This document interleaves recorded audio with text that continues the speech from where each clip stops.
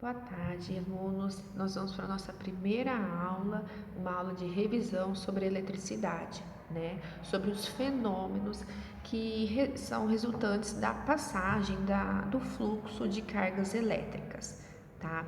Esse fluxo ocorre por meio através de um ponto a outro, por meio de um fio metálico, tá? Então, toda vez que a gente tiver movimentação da eletricidade, nós teremos uma corrente elétrica.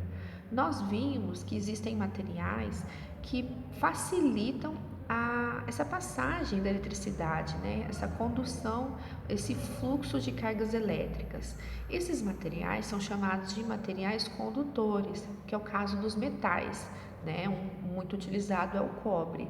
E também algumas soluções aquosas, né? As soluções aquosas, elas apresentam íons dissolvidos, isso facilita o fluxo de carga, tá? Enquanto aqueles materiais que dificulta a passagem dessas cargas elétricas, né, que são chamadas de materiais isolantes, né, que é o caso de borracha, que é o caso de plástico, de madeira, tecido, papel, vidro, a água destilada que nós comentamos na sala de aula, né, que é água pura, né, não são bons condutores de eletricidade, né, e portanto esses materiais são classificados como materiais isolantes, tá?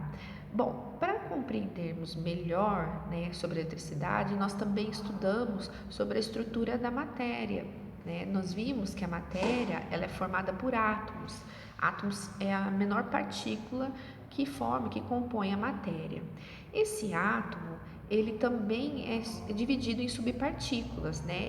E cada uma dessas subpartículas apresentam cargas elétricas ou não, né? Como assim? Os átomos, eles apresentam os prótons, que são aquelas subpartículas de cargas elétricas positivas, os nêutrons, que são aquelas que não apresentam carga, né? Então, por isso são neutras, né? Mas recebem o nome de nêutrons, e os elétrons, que apresentam carga elétrica negativa.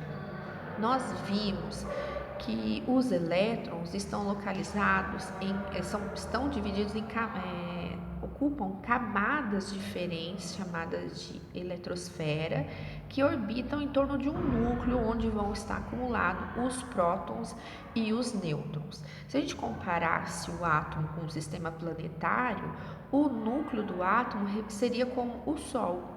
E os elétrons, né, a eletrosfera, seriam como todas aquelas órbitas que os planetas utilizam para girar em torno do Sol, tá bom? Nós vimos também sobre circuito. Desculpa, antes de falar do circuito, eu precisava falar também sobre uma outra coisa, ainda sobre matéria. Nós vimos que, por exemplo, essa quantidade de prótons e elétrons, né, ela sempre vai ser igual no átomo. Então a gente diz que esse átomo ele é eletricamente equilibrado.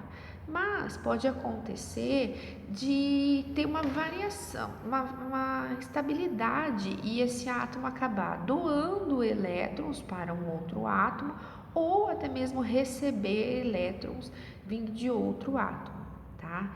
Então, como a gente sabe que o átomo, ele naturalmente ele está equilibrado eletricamente, ou seja, a quantidade de prótons é a mesma de elétrons, né? A quantidade de partículas positivas no núcleo é igual à quantidade de partículas negativas na eletrosfera.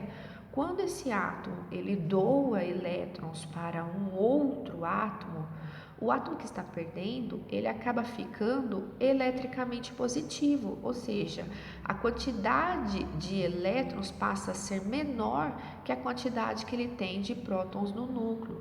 A quantidade de partículas negativas fica menor em relação à quantidade de partículas positivas no núcleo. Então, nessa situação, esse átomo se torna um íon eletricamente positivo, tá? Que nós vimos na sala, que a gente dá o nome de cátion, tá? Agora, aquele átomo que recebeu os elétrons, ele passa a ficar com uma quantidade de cargas elétricas negativas maior que a quantidade de partículas positivas no núcleo.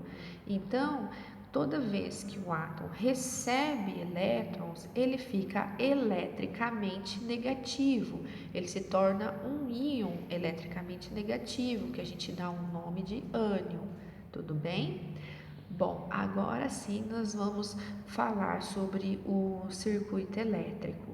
Nós vimos que o circuito elétrico ele tem alguns componentes, né? Ele precisa de um gerador de eletricidade, ele precisa de fios para que ocorra a condução da eletricidade e ele precisa de elementos que utilizam essa eletricidade. Num circuito simples, nós vimos que onde a gente tem uma pilha, nós temos fios ligados nos polos opostos dessa pilha e uma lâmpada, né, ligada nesse fio. Toda vez que o circuito estiver fechado e permitir a passagem, ocorrer o fluxo, ou seja, ocorrer a passagem da corrente elétrica, a lâmpada irá acender, né, desde que esses fios estejam conectados corretamente na lâmpada e cada extremidade do fio conectado no polo positivo e outra no polo negativo da pilha, perdão. Da pilha. Então aí nós temos um circuito simples. Agora, se a gente pensar num circuito mais complexo, né? Vamos imaginar para a energia chegar até a nossa residência, né? O gerador de eletricidade aí, por exemplo, aqui para nós é uma usina hidrelétrica, né? Ela que vai gerar a energia elétrica. Né, que vai ser proveniente da energia mecânica, da água, né? Isso a gente vai se trabalhar num outro momento.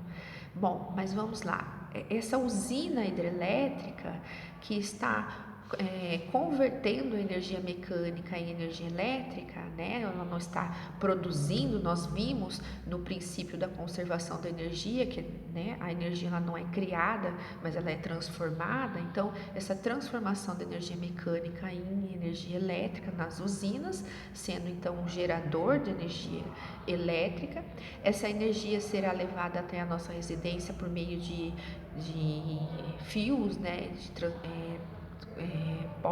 postes não, redes de transmissão, né, e fios até chegar à nossa residência, onde apresenta também fios que vão trazer essa energia para até as tomadas, né?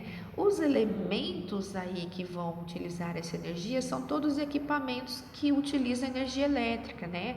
As lâmpadas, a televisão, rádio, computador, micro-ondas, geladeira. Então, todos os equipamentos que utilizam a energia. Então, aí nós temos um circuito também, tá? Que ocorre, permite o fluxo da eletricidade, tá certo?